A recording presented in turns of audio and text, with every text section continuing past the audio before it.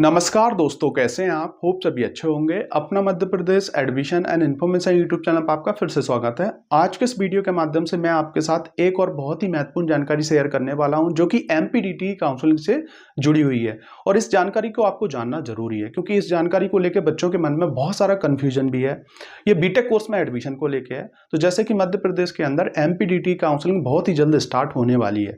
और अगर आपको बीटेक कोर्स में एडमिशन लेना है गवर्नमेंट कॉलेज में, टॉप के जो प्राइवेट कॉलेज हैं उनमें, तो जेईई मेंस के बेस पे जो है एडमिशन मिलता है।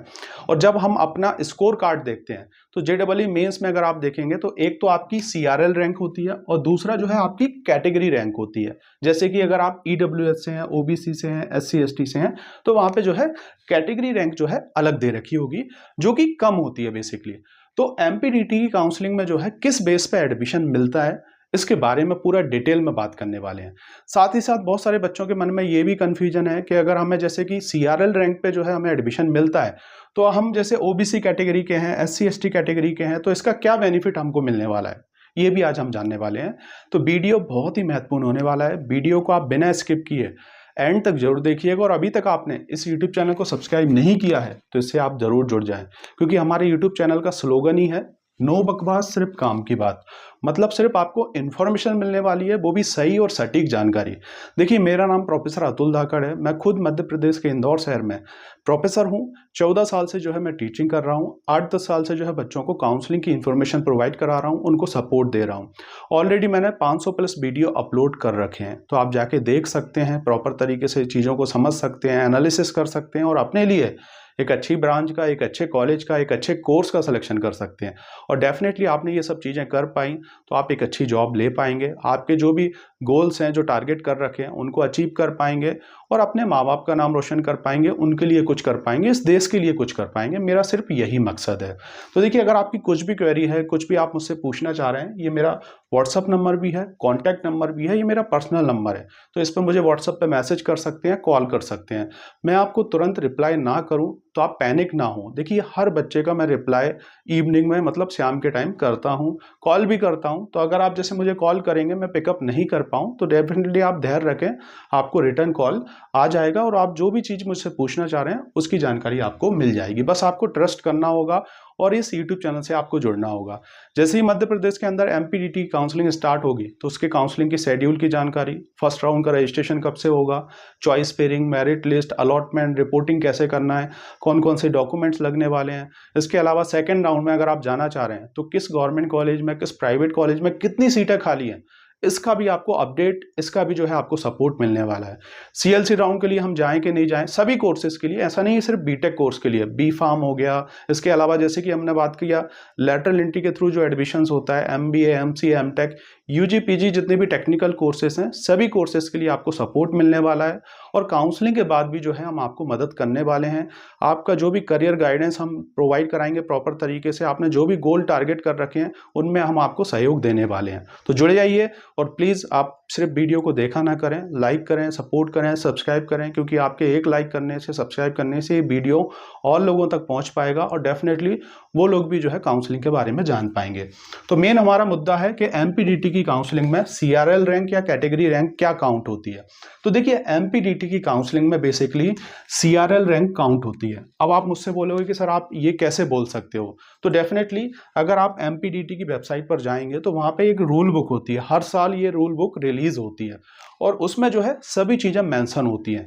रूल्स बुक में हर चीज का क्राइटेरिया दे रखा है। तो इसमें अगर आप देखेंगे 2.7 नंबर पे अगर आप देखेंगे तो वहां पर एडमिशन रूल दे रखा है और उसमें क्लियर लिखा हुआ है हिंदी में, एनटीए द्वारा आयोजित की जाने वाली जेईई मेंस एग्जाम, सिर्फ मेंस एग्जाम से जो है आपको एडमिशन मिलने वाला है।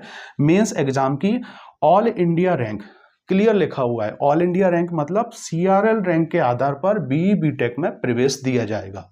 बी फार्म के अंदर एडमिशन तो 12th के परसेंटेज बेस पर होता है, लेकिन बीटेक के अंदर जो एडमिशन होगा वो सीआरएल रैंक के बेस पर होगा, जो कि गवर्नमेंट कॉलेज के लिए है और टॉप के प्राइवेट कॉलेज में एडमिशन के लिए। तो होप आप समझ पाए होंगे, यहाँ पर जो है ओनली सीआरएल रैंक चलने वाली है। तो जो बच्चे ये बैठ के बैठे हैं, सोच के बैठे हैं बेसिकली कि सर ईडब्ल्यूएस में हमारी इतनी रैंक है, ओबीसी में हमारी इतनी रैंक है, एससी एसटी में हमारी इतनी रैंक है, तो हम आसानी से कॉलेज ले लेंगे, तो डेफिनेटली एक डिफिकल्ट टास्क है। आप अपनी सीआरएल रैंक देखें और उसके अकॉर्डिंग कट ऑफ का एनालिसिस करें, उसी के बेस पे आपको कॉलेज मिलने वाला है। अब आपके मन में डाउट चल रहा होगा कि सर हम ओबीसी कैटेगरी से हैं, एमपी डोमिसाइल स्टूडेंट्स हैं, मतलब मध्य प्रदेश का मूल निवासी आपके पास है और ओबीसी का सर्टिफिकेट भी है, एससी एसटी का सर्टिफिकेट है या ईडब्ल्यूएस का सर्टिफिकेट है, तो इसका क्या बेनिफिट मिलेगा, तो इस चीज को भी हम समझ लेते हैं। देखिए, एससी कैटेगरी के जो बच्चे हैं, जैसे कि एमपी के अंदर जो सीट्स होती हैं टोटल, उन सीट्स का डिवाइडेशन होता है ना, तो उसमें एससी कैटेगरी वाले बच्चों को 16% सीटें अलॉट होती हैं हर एक ब्रांच के अंदर, एसटी कैटेगरी वालों को 20% है, ओबीसी वालों को 14% है। अब ये जो 16% सीटें हैं, अगर आप एमपी के मूल निवासी स्टूडेंट्स हैं, आपके पास एससी कैटेगरी का सर्टिफिकेट है ना, कास्ट सर्टिफिकेट है, तो इसके अंदर जो 16% सीटें हैं, इसके अंदर जितनी भी एससी कैटेगरी वाले बच्चे होंगे, उनकी सीआरएल रैंक के बेस पे जो है कॉलेज अलॉट होगा, है ना। जहां से भी स्टार्ट होगा, जैसे कि जो भी, जैसे कि 96,000 से स्टार्ट हुआ तो वहां से सीट अलॉट होना स्टार्ट हो जाएगा, जितना भी रहेगा बेसिकली, क्योंकि जनरल में ज्यादा होता है, एससी एसटी वालों के लिए थोड़ा सा अगर ज्यादा रैंक भी आ गई तो कॉलेज मिल जाता है। सेम टू सेम जो है एसटी कैटेगरी में भी सेम यही होने वाला है, मतलब आपको जो है जो सीट्स जो मिली हैं, जो एमपीडीटी के अकॉर्डिंग जो मध्य प्रदेश शासन ने अलॉट की हैं सीट्स, वो सीट पे आपकी सीआरएल रैंक के बेस पे एडमिशन मिलेगा, ये चीज आपको समझना है। सेम टू सेम ईडब्ल्यूएस की अगर हम बात करें तो ईडब्ल्यूएस के अंदर भी सीआरएल रैंक पर जो है आपको एडमिशन मिलने वाला है। हर कॉलेज में जो है 10% सीटें हैं, जैसे कि किसी कॉलेज में अगर हम बात करें 100 सीटें हैं तो उसमें 10% सीटें एक्स्ट्रा मिलती हैं शासन की तरफ से, उन सीट के लिए आप अप्लाई कर सकते हो। और ऐसा नहीं है कि सिर्फ आप ही ईडब्ल्यूएस बना रख के बैठे हो, ऐसे बहुत सारे बच्चे होंगे जनरल कैटेगरी के जो आसानी से ईडब्ल्यूएस सर्टिफिकेट बना लेते हैं, तो वहां पर सीआरएल रैंक काउंट होगी और उस सीआरएल रैंक के बेस पे जो है ब्रांच जो होती है, ब्रांच के अंदर सीट अलॉट होना स्टार्ट होती है। तो होप आप समझ पाए होंगे कि सीआरएल रैंक के बेस पे ही जो है एमपीडीटी की काउंसलिंग के थ्रू एडमिशन मिलता है और इसमें कैटेगरी रैंक जो है, या अगर हम बात करें, ये सब रैंक काउंट नहीं होती है, जो ओवरऑल ऑल इंडिया लेवल पर जो आपको स्कोर कार्ड आया उसके बेस पे। हाँ, आपको जो है अगर आप किसी कैटेगरी से हैं, एमपी के डोमिसाइल हैं, मूल निवासी है, तो उसके अंदर आपको एक सीट का क्राइटेरिया दिया गया है, उस सीट के क्राइटेरिया के अंदर आपको सीआरएल रैंक के बेस पे एडमिशन मिलता है और सेम टू सेम ईडब्ल्यूएस की जो कैटेगरी है उस पर भी एडमिशन मिलता है। तो होप आप इस वीडियो के माध्यम से बहुत सारी चीज़ों के बारे में जान पाए होंगे। ऐसे ही बहुत सारे वीडियो आपको मैं आगे भी देता रहूँगा। देखिए, इतनी मेहनत करके मैं आप लोगों के लिए वीडियो बना रहा हूँ और आप लाइक नहीं करते हैं, सपोर्ट नहीं करते हैं, तो बड़ा दुख होता है। आप सपोर्ट करें, लाइक करें, आपके जितने भी मन में डाउट्स होंगे, हर एक डाउट पर आपको वीडियो मिल जाएगा, आप जाइए प्लेलिस्ट में देखिए। Thank you for watching this video. मिलते हैं नेक्स्ट वीडियो में कुछ और इन्फॉर्मेटिव वीडियो के साथ, जो कि होने वाला है सिर्फ और सिर्फ आपके लिए हेल्पफुल। ये मेरा कॉन्टैक्ट नंबर है, अगर आपकी कुछ भी क्वेरी होती है आप मुझे व्हाट्सएप पे मैसेज कर सकते हैं या कॉल भी कर सकते हैं। Thank you for watching this video.